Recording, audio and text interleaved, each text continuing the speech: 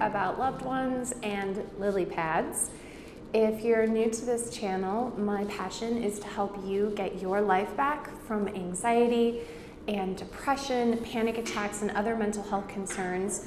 And part of that journey involves our loved ones, right? And so if you have a loved one that you're concerned about who's going through anxiety, or if you have a friend or somebody that you know that's going through mental health stuff, I want you to know that lily pad is the word to remember, and to know that you're not alone. And I have a lot of ideas and solutions for you, and it all has to do with lily pads.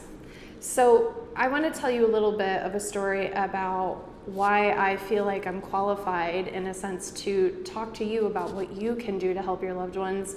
And I think one of our best teachers is experience.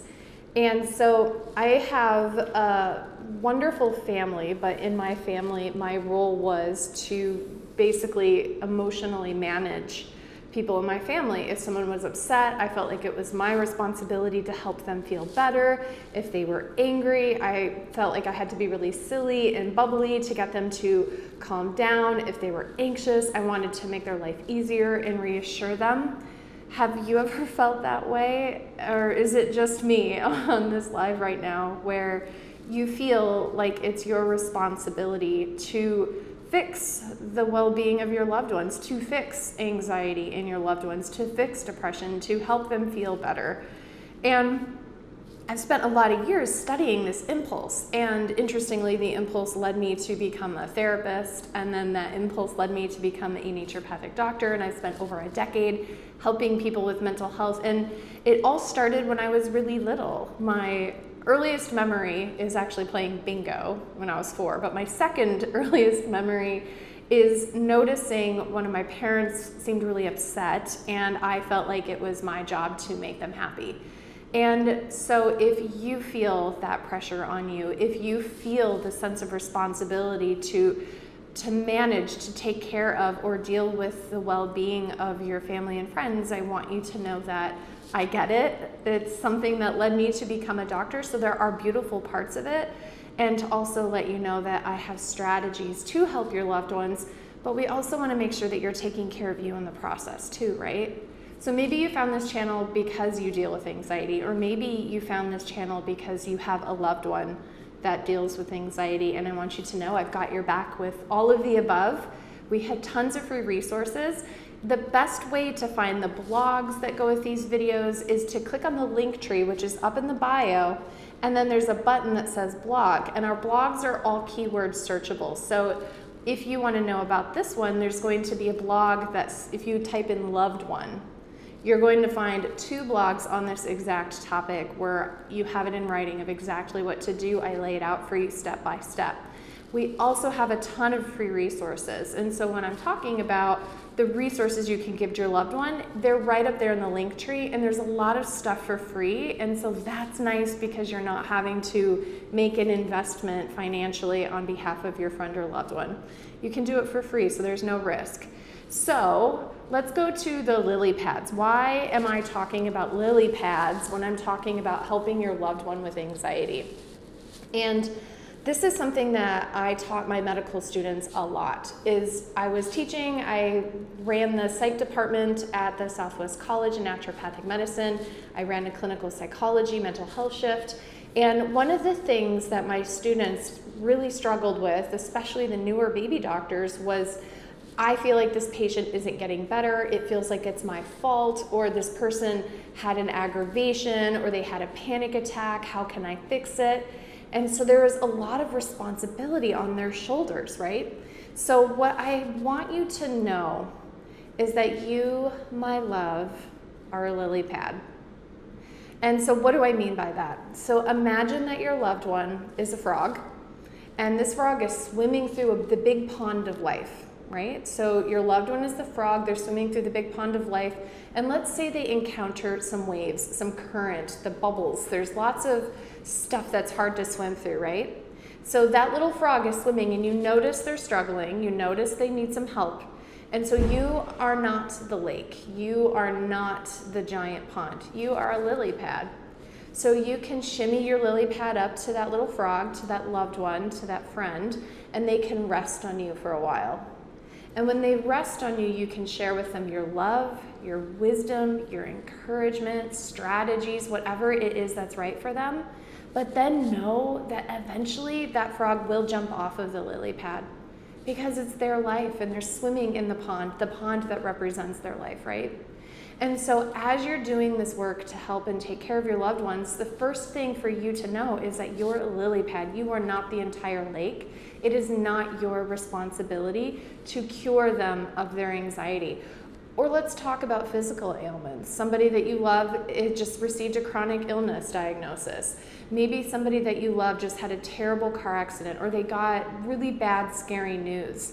So that impulse that we were talking about to be the whole lake is mighty. I felt that way before. Oh my gosh, I need to take care of this person and fix everything and be the pond. But you are the lily pad. And so your job is to hold that space and let them rest and give them that comfort and that peace to be in the moment, to be in their suffering. The first tenet of the ACT method that I created to help walk us through the process of going from tragedy to triumph to heal, the first tenet is A, and the A stands for acknowledge. And acknowledge is to fully be present with our symptoms. And I feel that oftentimes my impulse, the impulse of many well-intended healers and loved ones, is to help people move through the suffering, to help people, well, think on the bright side, or let's distract you, or let's add something good to your life, or let's take these supplements or do these things. We try to move people through their suffering. But the lily pad will help you to simply hold them up, hold that space, so that they can acknowledge and be in their suffering, because we cannot solve a problem that we do not acknowledge, right? And so as somebody who's helping your loved one, the most powerful and important thing that you can do is to hold that space, to be the lily pad. There are many other steps that you can follow to help a loved one with an anxiety, and I'm going to line those up for you. They're going to be in the blogs, and so when we finish this video, if you can, just go right up to the link tree in the bio, click the button that says blog, and type in the search loved ones, and it's going to take you to a bunch of blogs and videos that I've made on this topic, and it outlines it step by step of what you can specifically do to help a loved one with anxiety or depression or who's struggling. And so what I want you to focus on today, though, is your role as a lily pad. And your role as a lily pad is to be in that pond and to hold that space.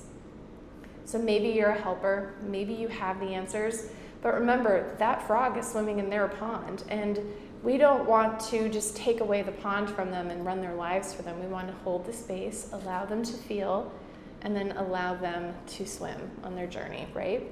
So this has been Dr. Nicole. Today we've been talking about your loved ones and how you're a lily pad. We've been talking about anxiety and having the strength to help people be in their emotions.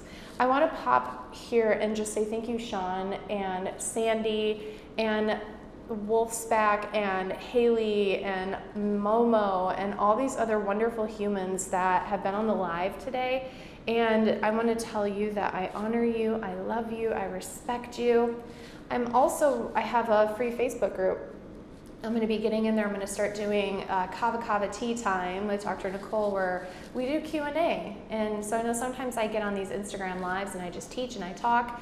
And so we need space where we can talk together, where you can bop on the video and ask me questions, and we can help you personally start working through solutions of how to be the lily pad and how to be the frog yourself, right? So make sure that you get into that Anxiety Freedom Facebook group, because we're going to be doing that weekly. And so to find that, you go back up to the link tree, and then you'll see the Anxiety Freedom Facebook. You click that, and then you'll answer a couple questions to make sure you're not a robot.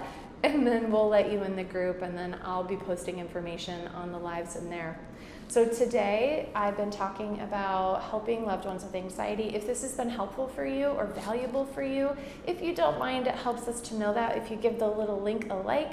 And if you have a hankering to give it a share, that would be wonderful, because there's other people out there that would benefit from knowing the message. Because I can tell you, my loves, I get so many questions. What do I do to help this and that person with anxiety? And we want to take care of them as well as the anxiety sufferers. So if you can, give it a share. And make sure to subscribe. I'm constantly in here improving and adding, loving on you, creating free resources, and I don't want you to miss a thing. All right, so thank you for being here. I'll see you guys soon. Much love.